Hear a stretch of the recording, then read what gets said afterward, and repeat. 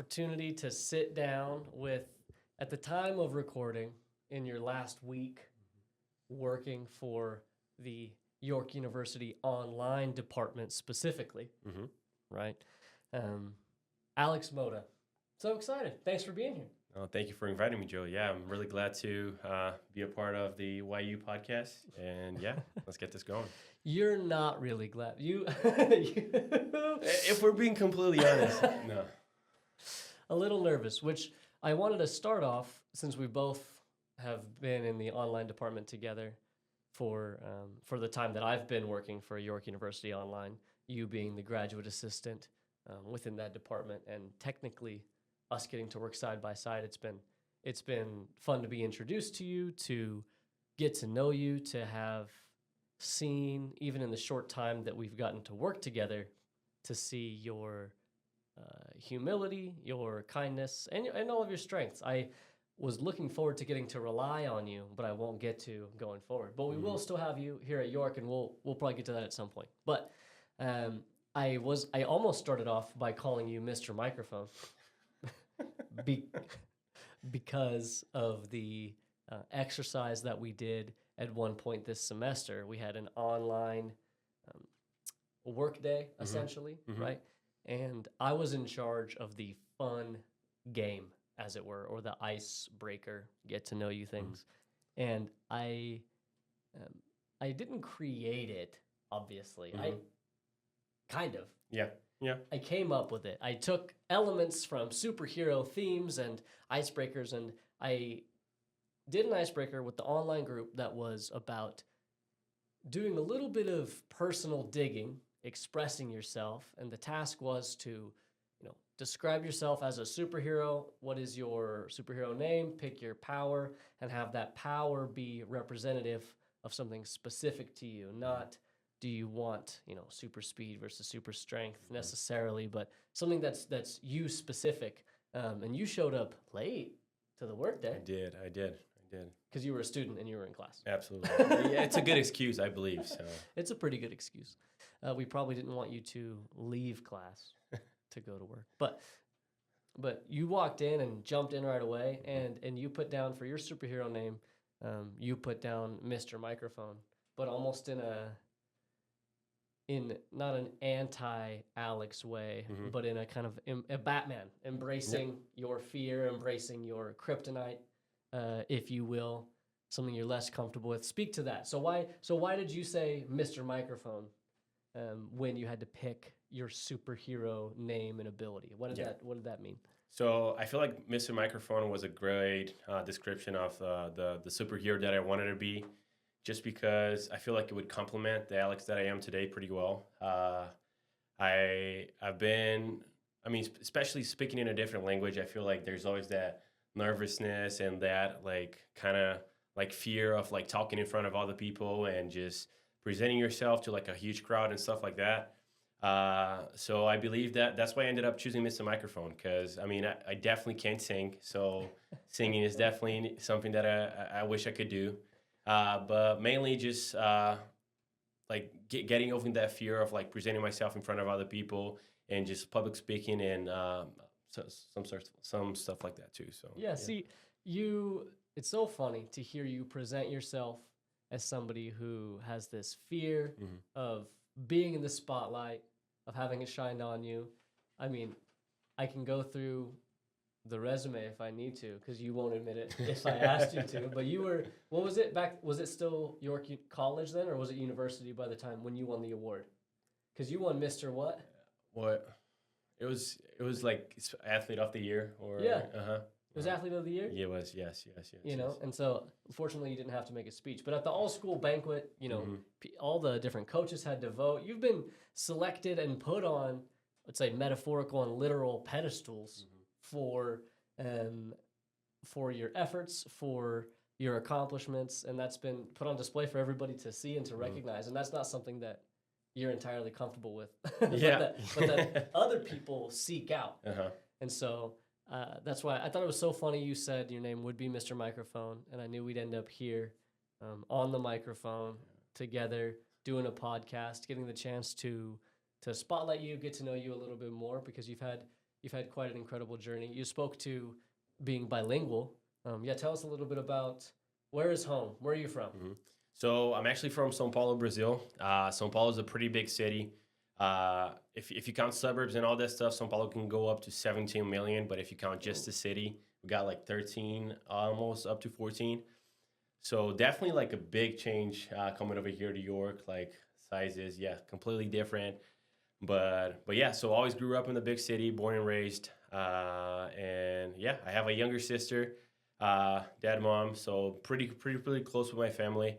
On my mom's side of the family, I have 27 cousins and then 11, 10 aunts and uncles. So yeah, pretty big family too. Where do you fit in the order? Are you one of the older cousins? Are you one of the younger cousins? Are you in the middle? Yeah, so my mom is actually the third to last, so I'm gonna be one of the younger cousins over there too. So grew up with, even though my sister is younger, has always had like cousins that I was super close to. They ended up being like bigger brothers and sisters for me as well too. So Okay. And you say grew up. So how long were you there for? so I ended up coming to York whenever I was 18. So from since I was born until 18, I was in São Paulo. York was your first destination in the United States? Absolutely, yeah, it was my first one. So first experience in the U.S., it was here in York. So The only one you need, Yeah. York, Nebraska. Absolutely. It's the quintessential America. So let's speak to that a little bit. So what motivated you to go from Brazil to here? Yeah, so I feel like Brazil for I feel like it falls into the stereotype that, I mean, soccer is the biggest sport in Brazil, like and by far too. And there's not even one that you could compare it to. So as a like kid growing up in Brazil, like seeing like Brazil being the biggest soccer team in the world, having won 5 World Cups and all that stuff, I feel like I always grew up trying to be or dreaming about being a professional soccer player. Yeah. I played for different academies in Brazil. I've tried futsal, I've tried 11v11, so yeah, actual soccer. Okay. But I ended up not working out. And You mean being a professional soccer player for Brazil didn't end up working well, out? yeah, for a club in For Brazil, a club, yeah, sure. Mhm. But it worked out enough. So were you were recruited and that's how you found out about York? Yeah, so I ended up, so I was in my senior year of high school. I ended up, I wanted to stay back home. I wanted to go to engineering school, so completely different stuff Wow. that I did over here too. But a friend of mine ended up coming before, which is funny though, because whenever I first got the offer, I was talking to a few different schools. I was like, oh, okay, this is, and then I got this email from York College. And I told my mom, I'm going to New York. This is gonna be awesome. And then whenever I did some more digging, I was like, yeah, maybe not New York. Not So, New York. Yeah, York, N-E. yeah, Just close enough. yeah, close enough. Right?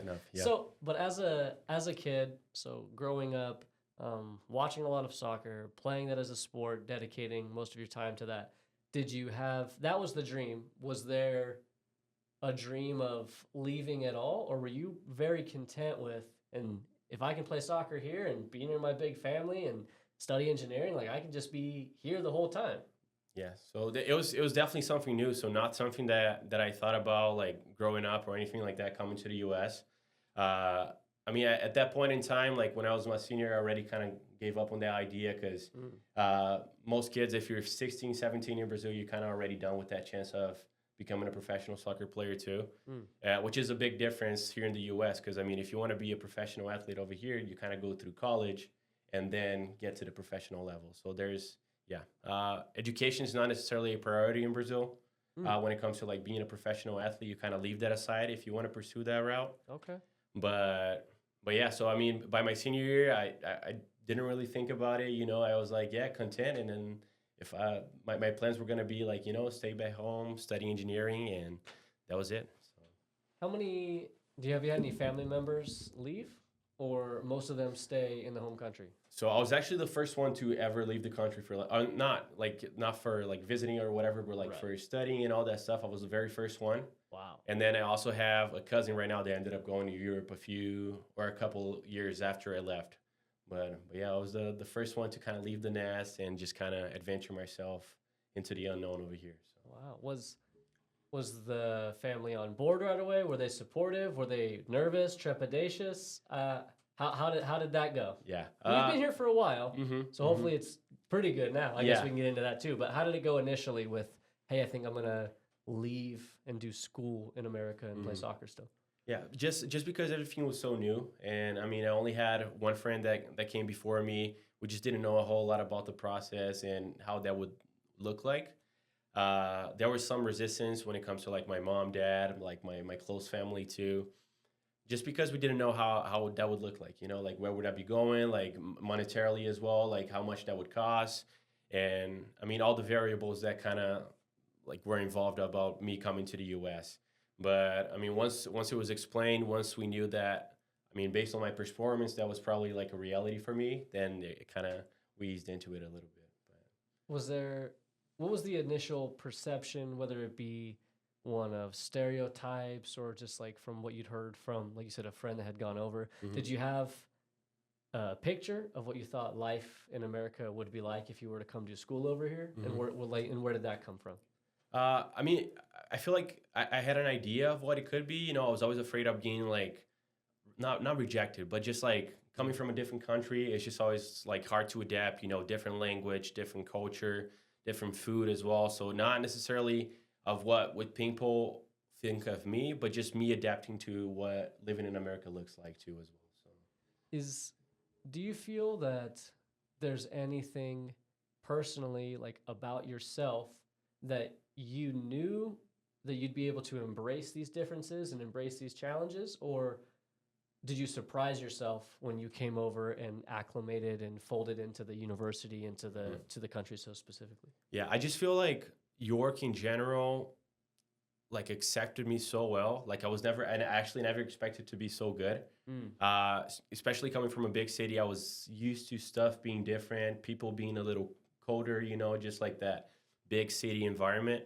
But coming over here, like meeting professors, meeting faculty and staff, meeting, like just people from the community that really like took you in, accepted you for who you are, and just like, hey, if there's anything I can do in order to make you feel welcome over here, let me know and I'll do it. So I feel like that surprised me really positively too. So That's awesome. That's Mhm. exciting. And then, so you had a strong experience here, Mhm. and you were able to communicate that back.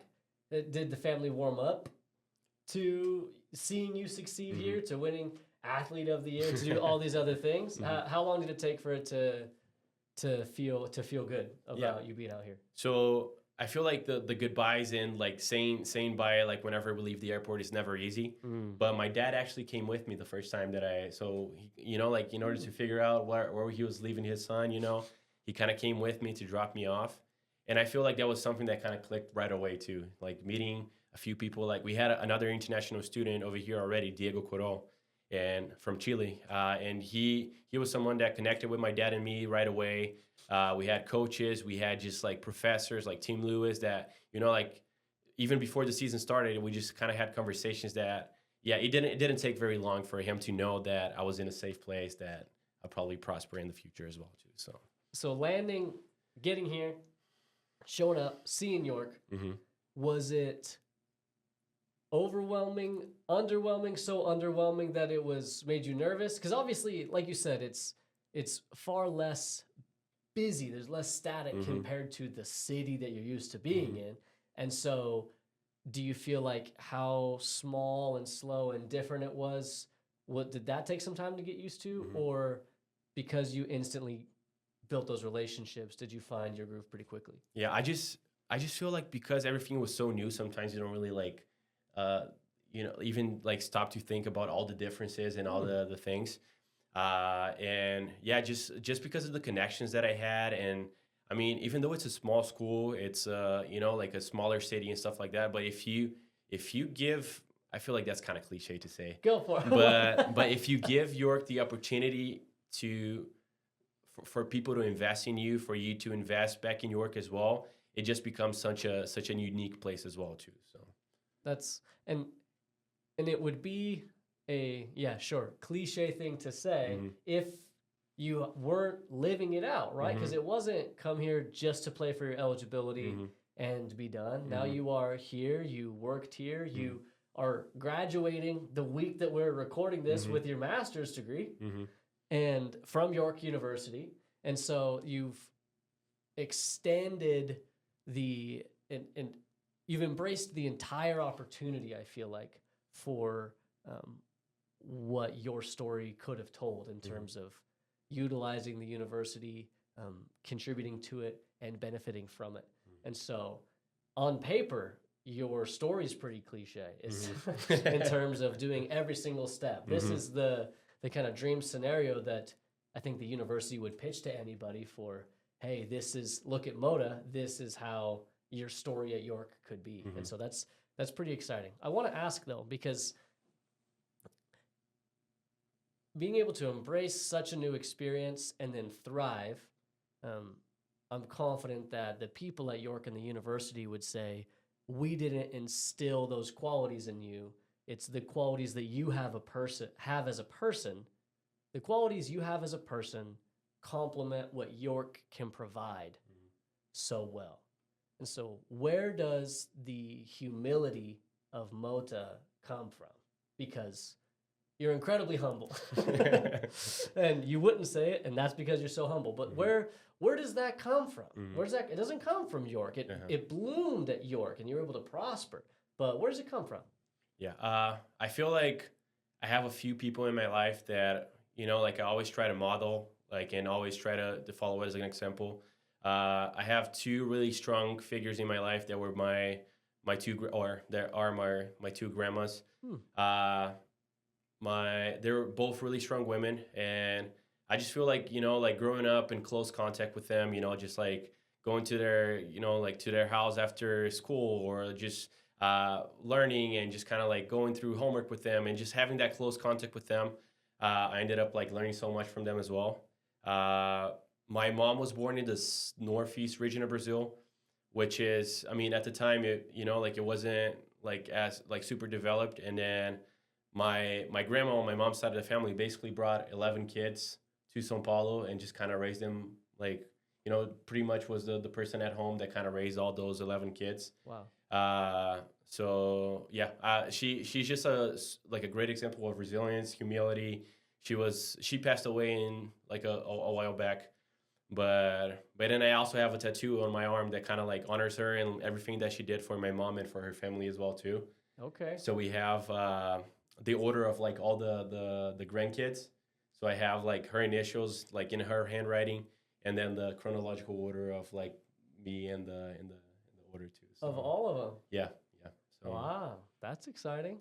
Yeah, I love that. I think it's not it's not always embraced, I'd say, in America necessarily, to have such a feminine influence be one that is as substantial, right? And to be able to look to, like you said, the resilience of your grandmother, and because there's so much strength in raising 11 kids, like there's so much to that, and for you to be able to process those experiences, see her, look up to her, and value the contribution that she can make on who you are, who you have been.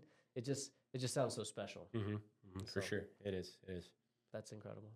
Okay, so you mentioned tattoo. Let's talk tattoos. Okay. Because that's one of the things we have in common in the office compared to some of the others. Yeah. Not many in the online office have tattoos that I know of. That you know of. That I know of, or that can be seen. I have lots of visible tattoos if I'm not wearing a long sleeve. What are some of the other tattoos that you have? I know you have more. Yeah. So one of the ones that I have on my leg. So before coming to the U.S., I was just kind of like, this is my first tattoo ever too, for reference. But I was looking to do something that kind of honored my family, but at the same time reflected the period that I was in my life. So an arrow by itself, it kind of means like opening yourself to the unknown and heading into a new direction, which was what I was doing at the time, before coming to the U.S. It was just new experience, and I wanted the tattoo to reflect that. And whenever two arrows cross each other, it means eternal bounds and brotherhood. So I have the initials of my mom, my dad, my sister, and myself around that tattoo as well. So Wow. Oh, so familial. Yeah. Oh, wait, the first one. First tattoo, Yeah. family tattoo. Gotta be. Okay. Yeah. I love it. You have a soccer ball somewhere, right? I do, yes. So on my right leg, I have one that kind of represents the three things that kind of keep me going. So I have like heartbeats all over the leg, and then I have three basically symbols on my leg. So I have a soccer ball, which is basically what, like a big part of my life, like as a hobby, as the thing that brought me to the U.S. I think that the sport that I love the most.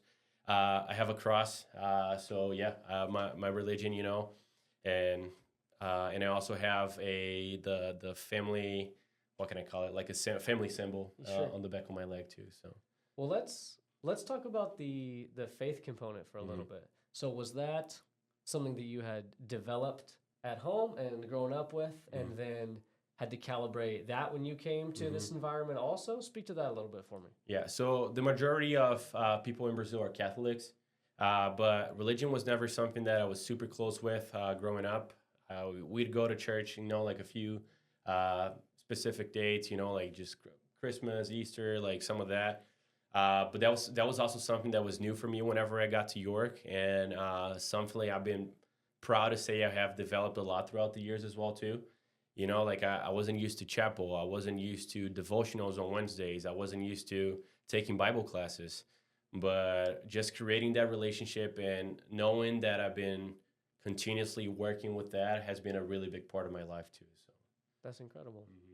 To go to a whole new place that isn't your home, and then have to find ways to be comfortable enough to call it home, at least for the time being, was able to set you up to blossom in your faith as well, to strengthen your understanding of, the eternal home.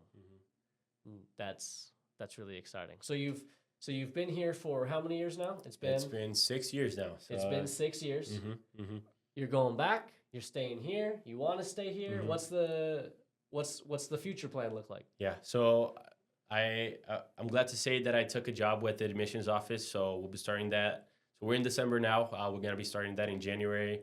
So at least for the next year, York will still be my home. But yeah, the plan is to hopefully stay here long term. But yeah, kind of working towards that and looking forward to starting in January with the admissions office as well too. So that's awesome. Yeah, that's exciting. Defending that you've built enough close relationships with people who are still living here in America to consider staying here for a bit longer. Correct. Great. Yes. Like people like me. Sure. That's what it is. Oh, that's awesome. That's so exciting. So we have a way that we like to end it, as you know, and that's thinking about the present. And if you were to picture the fruit of the Spirit as if it were a basket right here on the table, not necessarily having to be a quality that you naturally have or that you've been given, but more of a tool that you have access to. You can pick any of the fruit at any time. It's something that God has provided to all of us, and that we can embrace and we can utilize by asking, by calling on Him, by looking at it and checking it out. And so I've got them here. What do you think, if you could pick any one or two for right now, for today? Some students, you're graduating tomorrow. Some students are in the middle of finals. Some people are stressed. It's getting colder and colder. You need a different fruit of the Spirit at any given moment in life. When you take a look, what one or two would you pick here in this moment, and why? Yeah, so this is kind of funny because my favorite Bible verse is actually Colossians 3:12.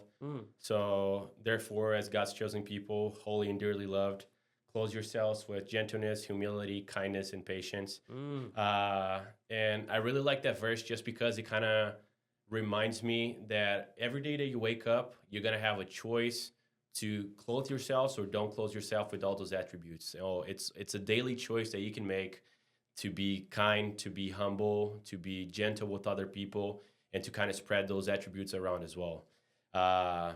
So I feel like these are all great attributes, but one of the things that I try to, I try to base my attitude is always like trying to be gentle to people.